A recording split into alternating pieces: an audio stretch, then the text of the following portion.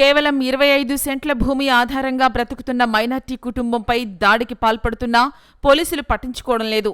ఇది ప్రభుత్వ విప్ కాల్వ శ్రీనివాసులు ప్రాతినిధ్యం వహిస్తున్న రాయదుర్గంలో జరుగుతున్న దౌర్జన్యకాండ. కణేకల్లు మండలం బ్రహ్మసముద్రం గ్రామంలో దాదా ఖలందర్ కుమార్తె ఆరంభికి సర్వే నంబర్ 283-Bలో 25 సెంట్లు భూమి ఉంది. అయితే దీనిని కురుబ నాగరాజు అనే వ్యక్తి కబ్జా చేసేందుకు ప్రయత్నించాడు. దీనిపై గత ఫిబ్రవరి నెలలో బాధితురాలు పోలీసులకు ఫిర్యాదు చేసింది. పోలీసులు ఎఫ్ఐఆర్ కట్టినప్పటికీ ఎలాంటి చర్యలు తీసుకోలేదు. దీంతో నాగరాజు తన తండ్రిపై 3 వ్యక్తులతో వచ్చి దాడికి పాల్పడ్డాడని బాధితురాలు అనంతపురం ప్రెస్ క్లబ్కు వచ్చి మొరపెట్టుకుంది. తమ భూమి కోసం వెళ్తే ప్రాణాల మీదకు వచ్చిందని బాధిత కుటుంబం ఆవేదన వ్యక్తం చేసింది. కోరుతున్నాను సార్, నా భర్తని నా మొగుడిని కొట్టేసినారు సార్. వాళ్ళు జోర్జూలంగా వచ్చి కొట్టేసినారు. మాకైతే ఎవరు లేరు. ఇటువంటి సంబంధం, ఇటువంటి న్యాయం ఎక్కడ జరగలేదు, జరగబోదు. మాకు చిన్న కష్టాలు ఎవరికి రాకూడదు. అది ఇటువంటి పరిస్థితులు మేము ఎంత అనుభవించినామో మాకే తెలుసు సార్. మీకు ఇటువంటి వాళ్ళకి వాళ్ళు చేసిండే వేదనలు అంత ఇంత కాదు సార్. మాకి మేము డబ్బు కట్టి మేమంతా చేసుకొని ఉంటే గాని 30 సంవత్సరాల నుంచి మేము సాగులో ఉంటే గాని ఈ రోజు మమ్మల్ని అంత చిత్రహింసలు పెట్టినారు సార్. వాళ్ళు రోజాలు ఉండి వాళ్ళు ఒక్క పొద్దుండి చేనులకు పోయింటే గాని దౌర్జన్యంగా వచ్చి వాడు కొడులు తీసుకొని ఎన్నిక మార్లో వచ్చి కొట్టేసినాడు సార్. వాడు ఇది అనంతపురం జిల్లా కనేకల్ మండలం బ్రహ్మసముద్రం గ్రామం. మా నాయన లాల్సాబ్ అనే వ్యక్తికి 4 ఆడపిల్లలు. మేమే, మాకెవరు లేరు మగ పిల్లలు. మేమే 4. మేము ఏదో ఎవరింట్లకి వాళ్ళు ఇచ్చుకుని చేసుకొని తింటున్నాం సార్. 30 సంవత్సరాలుగా మా నాయన అది మేము సాగులోనే ఉన్నాం. మా నాయన లేడు, మా నాయన చనిపోయినాడు. మేమే ఆడపిల్లలు పోరాటం చేస్తున్నాం సార్. మాకంటూ ఎవరు లేరు సార్. మాకు మొగదిక్కు లేరు. మా బావ మా అక్క ఇంట్లో ఉన్నారు, వాళ్ళు చేసుకొని తింటున్నారు. దౌర్జన్యంగా వాళ్ళు చేనులకు ఒక్కపోతు ఉండి వాళ్ళు చేనులకు పోయిన వాళ్ళు వెనక నుంచి కట్టు తీసుకొని ఆడపిల్ల అనుకోకున్నట్లు గొడవలు తీసుకొని కొట్టినారు సార్. మాకు ఏదైనా న్యాయం చేయాలి సార్. మాకంటూ న్యాయం చేయాలి సార్. అది మా సాగులోనే ఉంది సార్. వాడు దౌర్జన్యంగా చేర్చుకున్నాడు లోపలే. వాడు మాకు ఒక మాట కూడా తెలుపలేదు. వాడు లోపలే చేర్చుకున్నాడు సార్. వాళ్ళ ఫ్యామిలీ లేదు, వాళ్ళు ఎవరు లేరు అని ఏందేందో అన్ని అబద్ధాలు పలికి వాళ్ళ వాళ్ళ ఇంట్లో ఎవరు మగోళ్ళు లేరు, వాళ్ళు మొగదిక్కు లేని వాళ్ళు ఏమైనా చేయాలా అని చేస్తున్నాడు సార్. వాడు నూకుల నాగరాజు అనే వ్యక్తి సార్. నూకుల నాగరాజు ఆయన కొడుకు పోతిరెడ్డి భార్య సార్. పోతిరెడ్డి భార్య సార్.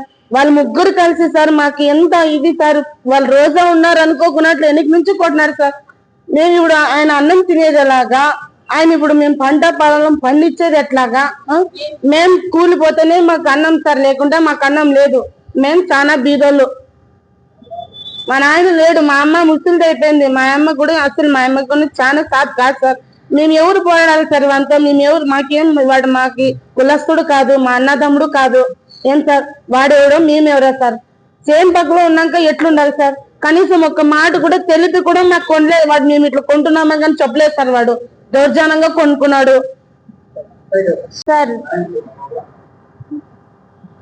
మా అమ్మ ఆషాబి, వైఫ్ ఆఫ్ దాదా ఖలందర్. మేము బ్రహ్మసముద్రం గ్రామం కనేకల్ మండలం నుంచి వచ్చినాము. ఇక్కడ మేము ఎందుకు వచ్చామంటే మేము మా భూమి దౌర్జన్యంగా లాక్కునే దానికి ప్రెస్ వాళ్ళకు చెప్పడానికి, మా ఆవేదన తెలియజేయడానికి వచ్చినాము. మేము చాలా పేద కుటుంబం నుంచి వచ్చినాము. కూలి పని చేసుకుంటూ బతికే వాళ్ళు మేము. ఇక్కడ బ్రహ్మసముద్రంలో మా పొలము 2283 బార్బీ, దాంతో 25 సెంట్లు మా భూమి కలిగి ఉంది. రిజిస్టర్ చేర్చుకొని ఉంది మా అమ్మ.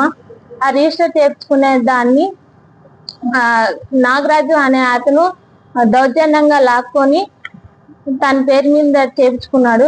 చేర్చుకున్న తర్వాత మేము తహసీల్దార్ దగ్గరికి వెళితే ఆ తహసీల్దార్ మా పేరు తొలగించి తన పేరు ఎందుకు ఎక్కించినామని అడిగితే, ఆయన రికార్డులు ఉన్నాయి ఎక్కిస్తాను అని అంటున్నాడు. పోలీస్ ఆయన కూడా మాకు సపోర్ట్ లేవడం లేదు. మా పేరు మీద గత సంవత్సరంలో పాస్బుక్ వచ్చింది, అడంగల్ కూడా వచ్చింది గత సంవత్సరంలో. ఈ వచ్చినా కూడా తొలగించినారు మా భూమి. తొలగించి రికార్డులు పరంగా మా భూమిని తొలగించినారు. ఎందుకు తొలగించినారు అని అధికారులను అడిగితే లేదు మీది రికార్డు పరంగా లేదు మీరు అని అంటున్నారు. ఎందుకు అంటున్నారో మాకు అర్థం కాక ప్రెస్ వాళ్ళని కోరుతున్నాం. మేము పోలీస్ వాళ్ళని కంప్లైంట్ ఇచ్చినాం సార్. కంప్లైంట్ ఇచ్చింటే తను ఏం విచారణ చేయలేదు సార్. కంప్లైంట్ ఇచ్చినా కూడా మరి తర్వాత భూమి ఇప్పుడు ఈ సంవత్సరంలో పత్తి పంట వేసినాం సార్. దాంట్లో పత్తి పంట వేసింటే తను రాత్రికి వెళ్ళి దున్నేసినాడు సార్.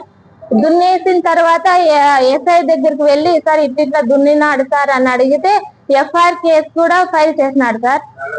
నాగరాజు పైన ఎఫ్ఐఆర్ కేసు కూడా ఫైల్ చేసినాడు. ఫైల్ చేసిన తర్వాత తీసుకున్న తర్వాత రెండు నెలలు అయింది సార్. 2 నెలలు అయినా కూడా ఎటువంటి చర్య తీసుకోలేదు. మళ్ళీ ఇంకోసారి వెళ్ళి దున్నినాడు సార్. ఆయన దున్నిన తర్వాత మిగతా పొలంలో మేము మా తండ్రి అయిన దాదా కలందారు నేను మిగతా పొలంలో ఎరువు వేసుకుంటా గుంటకు తోలుకుంటుంటే దౌర్జన్యంగా వచ్చి కొట్టినాడు సార్ మా నాన్నని. కొడులతో నరికేసినాడు. ఏళ్ళన్నీ ఇది కట్ అయినాయి సార్.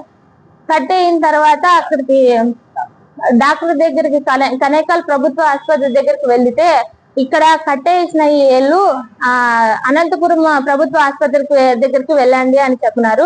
ఎమర్జెన్సీలోనే మేము అనంతపురం ప్రభుత్వ ఆసుపత్రి దగ్గరికి వెళ్ళి అక్కడ 4 రోజులు అడ్మిట్ అయినాము.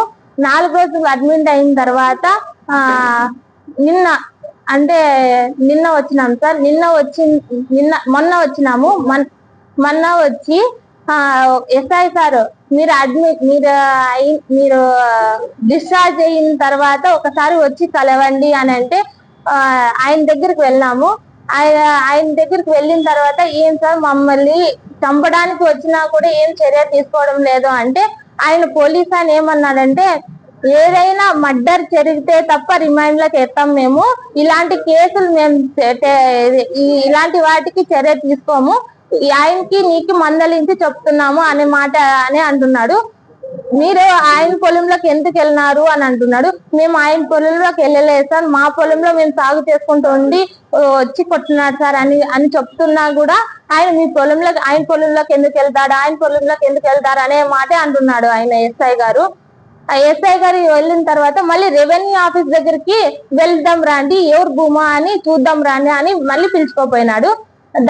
నైట్ 8 o'clock ఆ సమయంలో అయింది సార్. పోయింటే రెవెన్యూ ఆఫీస్ దగ్గరికి వెళ్ళింటే ఆయన ఏమంటున్నాడంటే ఎందుకు సార్ మా రికార్డుల ప్రకారం తొలగించినారు. 9 సంవత్సరాలుగా లేనిది ఇది కొనసాగుతూనే ఉంది అంటే కోర్టులో జరుగుతుంది సార్. ఇది కోర్టులో రాయదుర్గం కోర్టులో 184/2020 కేసు జరుగుతానే ఉంది. ఈ జరుగుతానే ఉన్నా కూడా తహసీల్దార్ సారు ఎంఆర్ఓ సారు ఆయన పేరు మీద పాస్బుక్ 1B అడంగులు ఎక్కించినారు సార్. మా పేరును తొలగించి ఆయన పేరు మీద ఎక్కించినాడు.